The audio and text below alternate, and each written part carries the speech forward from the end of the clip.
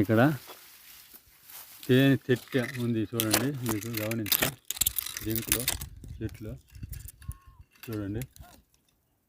ఎందుకంటే క్లీన్గా చూపిన కుదరలేదు.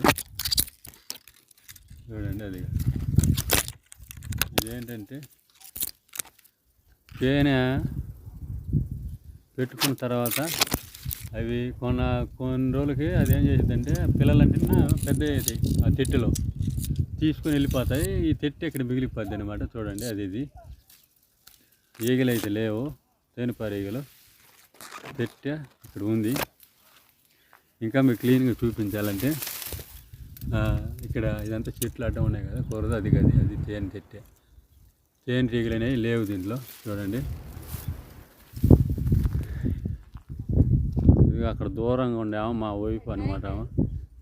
ఏడ ఇక్కడనే కలికాయలు ఉన్నాయంట, చూపెడతా.